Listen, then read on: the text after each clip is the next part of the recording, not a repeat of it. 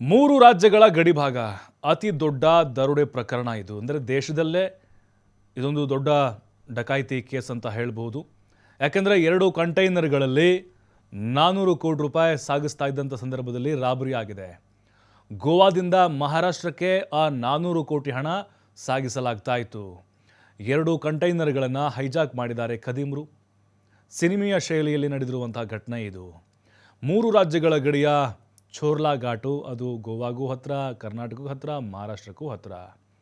ಹಾಗಾಗಿ ಅಲ್ಲಿ ಆಗಿರೋದಿದು. ಅಲ್ಲೆಲ್ಲ ಘಾಟ್ ಸೆಕ್ಷನ್ ಇದೆ, ಕಾಡಿದೆ. ಅಲ್ಲಿ 2025 ಅಕ್ಟೋಬರ್ 14ಕ್ಕೆ ಆಗಿರುವಂಥ ರಾಬರಿ, 16ಕ್ಕೆ ಆಗಿರುವಂಥ ರಾಬರಿ. ಆದರೆ ತಡವಾಗಿ ಬೆಳಕಿಗೆ ಬಂದಿದೆ. 3 ರಾಜ್ಯಗಳ ಪೊಲೀಸರು ಈಗ ತಲಾಶನ್ನು ಮುಂದುವರಿಸಿದ್ದಾರೆ. ರಿಯಲ್ ಎಸ್ಟೇಟ್ ಉದ್ಯಮಿ ಮಹಾರಾಷ್ಟ್ರ ಮೂಲದವನು ಕಿಶೋರ್ ಸೇಠ್ಗೆ ಸೇರಿದಂಥ ಹಣ ಅನ್ನೋದು ಗೊತ್ತಾಗಿದೆ.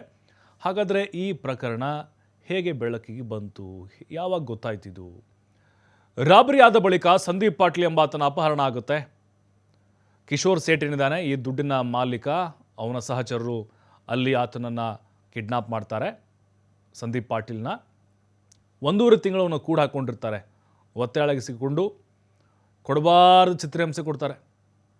ಕಂಟೈನರ್ ಹೈಜಾಕಿ ನೀನೇ ಕಾರಣ ಅಂತ ಸಂದೀಪ್ಗೆ ಹೊಡೆಯೋದು ಟಾರ್ಚರ್ ಮಾಡಿದ್ದಾರೆ. ಹಣ ಕೊಡದಿದ್ರೆ ನಿನ್ನ ಪ್ರಾಣ ತೆಗಿತೀವಿ ಅಂಥೇಳಿ ಬೆದರಿಕೆ ಹಾಕಿದ್ರಂತೆ. ಆ ಬಳಿಕ ಸಂದೀಪ್ ಪಾಟೀಲ್ನ ಬಿಟ್ಟು ಕಳಿಸಿದ್ರು ಕಿಶೋರ್ ಸಹಚರರು. ಈ ಸಂಬಂಧ ನಾಸಿಕ್ ಠಾಣೆಯಲ್ಲಿ ಸಂದೀಪ್ ಪಾಟೀಲ್ ಪ್ರಕರಣವನ್ನು ದಾಖಲು ಮಾಡಿದ್ದಾನೆ. 400 ಕೋಟಿ ಹಣದ ವಾಹನ ಅಪಹರಿಸಿರುವುದು ಉಲ್ಲೇಖ ಮಾಡಿದ್ದಾನೆ. ಸಂದೀಪ್ ದೂರಿನ ಅನ್ವಯ 6 ಜನರನ್ನು ಪೊಲೀಸರು ಬಂಧಿಸಿದ್ದಾರೆ. ಮಚೀಂದ್ರ ಮಾಧವಿ ಅನ್ನೋ ಆರೋಪಿಯನ್ನು ಕೂಡ ವಿಚಾರಣೆಗೆ ಒಳಪಡಿಸಿದ್ದಾರೆ. ನೋಡಿ, ಅನುಮಾನಗಳು ಜಾಸ್ತಿ ಇದ್ದಾವೆ. ಯಾಕೆ ಲೇಟ್ ಆಯಿತು ಈ ಕೇಸು ಬೆಳಕಿಗೆ ಬರೋದು? ಅಕ್ಟೋಬರ್ 15ರಲ್ಲಿ ಆಗಿರೋದು, ಕಳೆದ ವರ್ಷ 2025ರಲ್ಲಿ. ಈಗ ಕೇಸ್ ದಾಖಲಾಗಿದೆ ಅಂತ ಹೇಳಿದ್ರೆ ಇವನು ಯಾಕೆ ಈಗ ಬಂದು ಕಂಪ್ಲೇಂಟನ್ನು ಮಾಡ್ದ? ಇವನ ಪಾತ್ರ ಏನಿದೆ? ಆ ಹಣ ಯಾರಿಗೆ ಸೇರಿದ್ದು? ಅಂದರೆ ಇವನಿಗೆ ಸೇರಿದ್ದ ಮೂಲತಃ, ಅಥವಾ ಯಾವುದಾದ್ರೂ ಪ್ರಭಾವಿ ರಾಜಕಾರಣಿಗೆ ಸೇರಿದ್ದ? ಗೋವಾದಿಂದ ಅಲ್ಲಿ ಆ ಹಣ ವರ್ಗಾವಣೆ ಯಾಕೆ ಆಗ್ತಾಯಿತ್ತು? ಎಲೆಕ್ಷನ್ಗೆ ಏನಾದರೂ ಹಂಚಲಿಕ್ಕೆ ಪ್ಲ್ಯಾನ್ ನಡೆದಿತ್ತಾ? ಅಥವಾ ಈ ಹಣ ಮೊನ್ನೆ ಲೋಕಲ್ ಬಾಡಿ ಎಲೆಕ್ಷನ್ ಆಯಿತು, ಆ ಟೈಮ್ನಲ್ಲಿ ಅದಕ್ಕೇನಾದರೂ ಇಲ್ಲಿ ಅದನ್ನು ಬಳಕೆ ಮಾಡಿಕೊಂಡಿರ್ಬೋದಾ? ಎಲ್ಲ ಆಯಾಮಗಳಲ್ಲೂ ಕೂಡ ಪೊಲೀಸರು ತನಿಖೆಯನ್ನು ಮಾಡ್ತಾ ಇದ್ದಾರೆ. ಬಟ್ ಕರ್ನಾಟಕದ ಪೊಲೀಸರಿಗೆ ಆಳವಾಗಿ ತನಿಖೆಯನ್ನು ಮಾಡಲಿಕ್ಕೆ ಮಹಾರಾಷ್ಟ್ರ ಪೊಲೀಸರು ಬಿಡ್ತಾ ಇಲ್ಲ ಅಂತ ಹೇಳ್ತಾ ಇದ್ರು. ಹಾಗಾಗಿಯೇ ಈಗ ದುಡ್ಡು ಅಲ್ಲಿ ಮೂಲದ್ದು, ಚೋರ್ಲಾ ಘಾಟು ಕೂಡ ಅವ್ರಿಗೆ ಹತ್ತಿರ, ಮತ್ತು ಆರೋಪಿಗಳು ಅಲ್ಲಿಯವರು. ಈಗ ತನಿಖೆಯ ಹೆಚ್ಚು ಒಂದು ಜವಾಬ್ದಾರಿ ಮಹಾರಾಷ್ಟ್ರ ಪೊಲೀಸರಿಗಿದೆ. ಬಟ್ ನಮ್ಮವರು ಕೂಡ ಸುಮೋಟೋವನ್ನು ಮಾಡಿಕೊಂಡು ಸ್ವಯಂ ಪ್ರೇರಿತವಾಗಿ ದೂರು ದಾಖಲು ಮಾಡಿಕೊಂಡು ಮಹಾರಾಷ್ಟ್ರಕ್ಕೆ ಅಂದರೆ ನಾಸಿಕ್ಗೆ ಟೀಮ್ಗಳನ್ನು ಕೂಡ ಕಳಿಸಿಕೊಟ್ಟಿದ್ದಾರೆ. ಈ ಕಡೆ ಗೋವಾದವರು ಕೂಡ ತನಿಖೆಯನ್ನು ಆರಂಭಿಸಿದ್ದಾರೆ. ಆ ಕಡೆ ನಮಗೆ ಪತ್ರ ಕೂಡ SIT ಅವರು ಬರೆದಿದ್ದಾರೆ ಬೆಳಗಾವಿ ಪೊಲೀಸರಿಗೆ ಸಹಕಾರವನ್ನು ಕೊಡಬೇಕು ಅಂಥೇಳಿ. ಆದರೆ ಇಲ್ಲಿ ಕಂಟೈನರ್ಗಳಲ್ಲಿ ನೋಡಿ, ಅದು 2000 ನೋಟ್ ಏನು ಮುಖಬೆಲೆಯ ನೋಟುಗಳೆಲ್ಲ ಇದ್ವು. 2000 ಈಗ ಚಲಾವಣೆಯಲ್ಲಿ ಇಲ್ಲ. ಹಾಗಾಗಿ ಇಲ್ಲಿ ಬಹಳ ದೊಡ್ಡ ಅಕ್ರಮ ಏನೋ ನೋಡ್ದಂಗೆ ಕಾಣಿಸ್ತಾ ಇದೆ. ಬ್ಲ್ಯಾಕ್ ಮನಿ ಇರ್ಬೋದು ಅಂತ ಹೇಳಿದ್ದು. ಯಾಕಂದರೆ 2000 ನೋಟುಗಳನ್ನ ಯಾರು ಇಟ್ಕೊಡ್ತಾರೆ ಹೇಗೆ ಈ ಕಾಲದಲ್ಲಿ?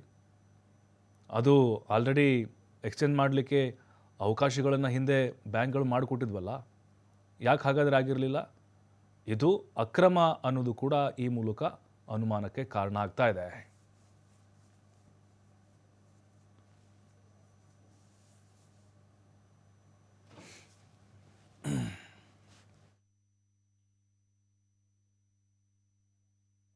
गुन्ह्याची हकीकत अशी आहे की संदीप पाटील याच्यावर कंटेनर लुटल्याचा आरोप लावून, म्हणजे पैशाने भरलेल्या नोटांचा कंटेनर लुटल्याचा आरोप लावून काही लोकांनी त्याला धमक्या दिल्या आणि हे आमचे पैसे आम्हाला परत दे या संदर्भाने त्याला मारहाण केली, त्याला धमकी दिली आणि त्याचं अपहरण केलं. या अनुषंगाने गुन्हा दाखल आहे. त्या गुन्ह्याच्या तपासाच्या अनुषंगाने आतापर्यंत आम्ही 5 आरोपी अटक केलेले आहे. 5वा आरोपी विराट गांधी हा